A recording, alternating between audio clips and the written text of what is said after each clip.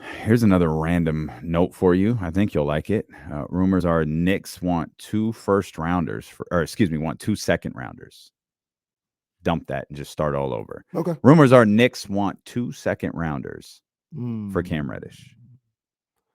I mean, the Kings should take a look. Don't they have a bunch of second rounders? If yeah, I think they should take a look. if and this was a great question by Jesse. If it's 2 second rounders, if that's the asking price for Cam, Mhm. Mason Plumlee, or Mo Bamba. I mean, Mason Plumlee fits what you need easier. Well, I mean, Mo Bamba in theory does too, but he doesn't play.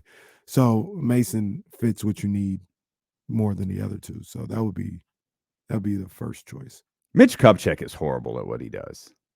I think Mitch Kupchak is a terrible general manager. When was Mitch the GM for the Lakers? Was he around for championships? Was it the two Kobe championships? Yeah, he Because was the Jerry GM was with Phil as gone. the coach. Yeah. Because I know at first three, Jerry was there, right? He was there for all three. Yeah, was he the general man? Oh, he was the general manager for the Shaq titles. Yeah. Yeah, I think So Kupchak was the general manager for the Shaqless Kobe he did titles. build those teams. Did he? Yeah. I mean, he I got the mean, super assist from Jerry well, I was West. gonna say you could argue Jerry did But he by got making the Powell trade. They did the Bynum thing, and I know the. I don't Bynum think was the. Yeah, I nice. was gonna say I don't think the Bynum thing is the way people remember it. Like, Right. There dude, was about was 2 or 3 good. years where He was he was a good. problem. Yeah. And then but he got Lamar Odom. Lamar Odom was the sixth man of the year. He got him in the Shaq trade. He made that deal? I believe so. I have to think so because I don't think Jerry Yeah, West would ever traded Shaq. it's a good call. But I mean, your point is he hasn't done much of anything since. Since he hasn't had Kobe Bryant, He sure. he hasn't done much of anything. Well, and maybe I should stall him out a little bit because there's also, I mean, this is just such a terrible Charlotte team, but there's so much Free that is LaMelo. gone. Well, we're really close to that because there's so much that has gone wrong there, though, with the player who we don't talk about, LaMelo's absence this year. I think Yeah, that team's a mess. the coaching hire was bad. Not that The Steve coaching Clifford, hire was terrible. yeah, not that Steve Clifford's a bad coach, but I mean, Well, he wasn't a good fit for what and then probably a question that's not asked enough is, why did Kenny Atkinson just go, yeah, cool, never mind? That's probably a question that it's probably a subject that should be discussed a little bit. Was it Mitch? Was it Jordan? Or was it just Kenny? was it what? Was it Kenny? Yeah, right, exactly. Kenny might be erratic. Yeah, it very, very well could have been. I need a Untold on Netflix about this. I'm with that. I'm curious. I don't. I mean, you don't see guys leave before their rookie extensions come up, but that Charlotte team is just miserable. Yeah, they are absolutely miserable. Now here's and they have to figure out the Bridges situation.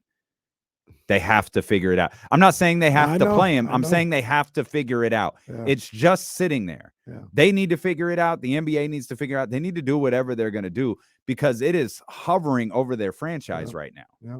And it's a situation where because he's not signed, he can't get suspended yet, right? I mean, I guess that adds up. Yeah. I guess you can't be suspended from games you're not playing. Yeah. Then, but you could also do like if you're, I don't know. You could do.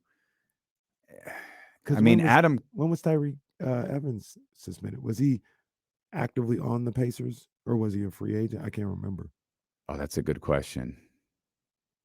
I don't remember. I think he was a free agent.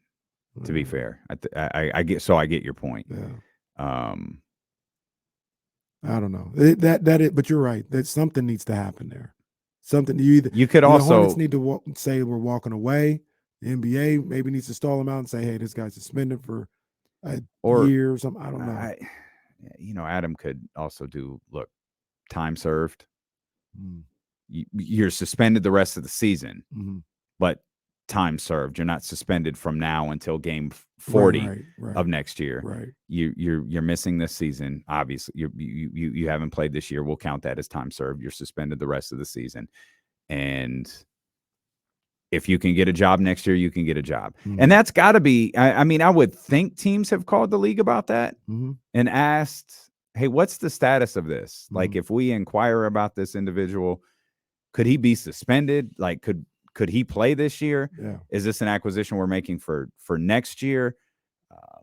Will your PR people help us navigate this? Because I would think NFL help me, please. I would think the NBA would want that. Like, Yeah. if someone signs him, and that feels like a big if, the NBA would help that team navigate how to deal with this. Yeah, because that's an NBA issue. You're going to have to deal with it. It's not going to be pretty. That's an NBA issue. Yeah, the NBA. This isn't the UFC where you can just go around slapping people on video and get away with it, right, and have all the announcers talk fondly about you and your fighters who you don't pay anything, but they're dumb enough to go on podcasts and radio shows and have your back. Jesse did the math, by the way. We were talking about the revenue split in major sports, how they're in the vicinity of like 48.5% to 50%, depending on the league. Mm-hmm. In the UFC, it's 20. Come on, man.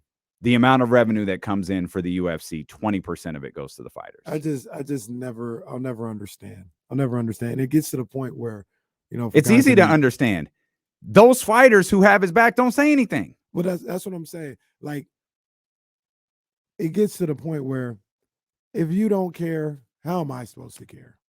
Like, as the fighters, if you guys don't want to unionize or, do something here, all right.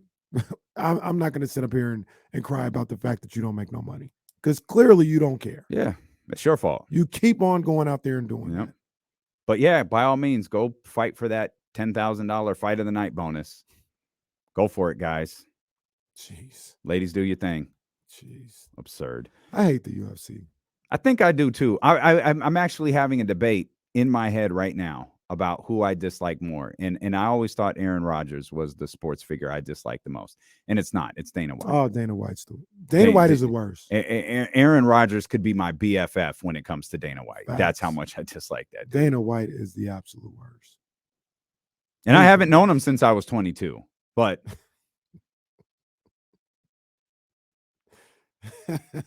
do we talk about yesterday's episode of First Take? A little bit. Oh, Lord.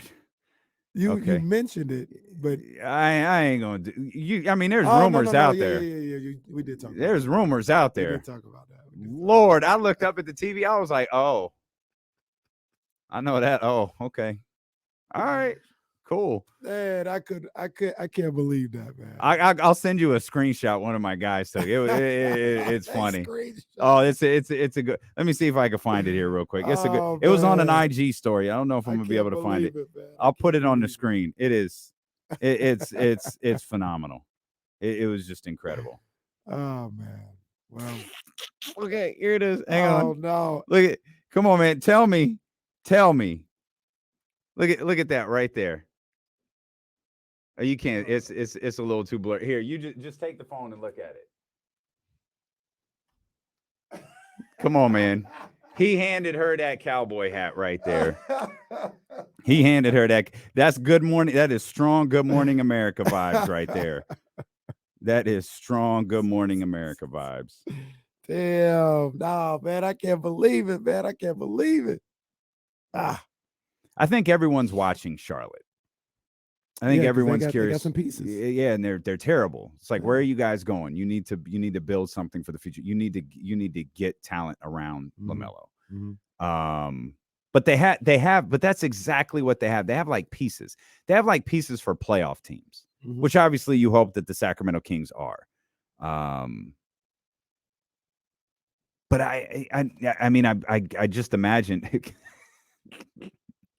there's going to be a bidding war for Mason Plumlee, a good old Kenny Caraway bidding war. And see that? So the funny thing is, that's what I was talking about with James yesterday. And in theory, yeah, the Kings have pieces to trade. But what I was talking about was, like, for a really good offer, I think they only got one move to make. You know, like you only got one. You don't have two. Like James was trying to say, they could make two. Oh, the Kings. Yeah. Oh, I'm sorry. Okay, got you. Like I could see them getting outbid for all their Well, little second round Alex Lynn trade packages. I think they. So I think they could make two moves, because I think You can get Cam Reddish. No, two no. second rounders. Well, right. Well, exactly. That's what I mean, because I think in the way James was talking, James will listen to conversations about trading Keegan Murray. And I think that opens up your trade possibilities when you're willing to have that discussion. And whether the Kings are willing to have that discussion is an entirely different Should the story. Kings be willing to have that discussion? Sure. I think it just, I mean, you're willing to have the discussion. Right. But your price. I'm willing to talk to you about driving downtown and having lunch at 4:30. Oh my gosh. I'm going to tell you no, but I'm willing to have the discussion with you. Yeah, we talked. Exactly. We talked about driving 45 minutes in the pouring rain to go grab a steak at Echo and Rick, but we didn't do it. I'm willing to have the discussion with you. Yeah. That doesn't mean I'm going to do it. Yeah. The Kings should be willing to have the discussion. I think there's two players on the Kings you don't discuss. That's it. And I agree. And here's the deal where, like, you know, the chatty house of the NBA comes into play, right? Because Twitter. Like you could have a discussion about virtually anybody. Mm-hmm. What is in that discussion is something that, you know, rarely gets divulged, right? But all you see on Twitter and on NBA Twitter is, they had talks about trading De'Aaron Fox or something like that. What does that mean? And to put that out there without knowing what that means, it does so much damage. That's what I don't like about that, right? You know, because you, without being going into detail and with being so vague with that type of wording, it could do so much more harm than good. It can't do any good, really. That's right. And I agree. That's what I hate about like that. So they could come out and say, you know, the Kings were in talks with Utah, you know, on a potential Keegan Murray, Lauri Markkanen. But the Kings could have been the ones, nah, we're not giving up Keegan. Stop. I mean, I don't know. I've never been in these positions before. I don't know how you handle that if you're Monty McNair. You pull Keegan aside, like, look, yeah, Toronto called. Toronto shopping OG Anunoby. They asked about you. They asked about our three first. We told them no. Those reports are out there. It's fine. But yeah, those conversations were had. We told them no. If you have any questions about any of these rumors out there, you can come talk to us. Yeah, I think that's the way to go about it. I think that's the way to go about it with Keegan. And I also don't think that you have to get a call from Monty McNair if you're Keegan Murray and say, hey, we're having discussions about you in a trade, because that seems to be something that hurt a different individual's feelings, is that he didn't get a call until after the trade was done. Well, imagine the damage if you call someone before a trade is done and the trade doesn't go through. Right. That's problematic in and of itself. Right. There's a certain way that you have to handle this. It sucks. Like, I would hate being in a business where you could just be traded somewhere, but that's the NBA. But they can trade us to WFAN if they want to, if they're willing to pay us millions of dollars like they do NBA players. We do the 2 a.m. to 6 a.m. shift. Go on right after Trista. But here's the other thing about that, because like people say that all the time, and people were talking about that, I think last year. They were like, KC, how would you feel? Like, you got to put yourself in Halliburton's shoes. How would you feel if you were traded from ESPN 1320 and da-da-da? Well, I would feel like crap, because that's completely unprecedented. Okay. Like, I would be literally stunned. Never happened in our industry before. In the NBA, it happens multiple times every year. When I decided I'm going to be in the NBA, I know this is a possibility. So being blindsided, even if you're Tyrese Halliburton, if you're Keegan Murray, if you're Davion Mitchell, whatever, this is a possibility. It can happen. There's always a part of you that needs to be mentally and emotionally prepared for the worst case scenario in this particular case.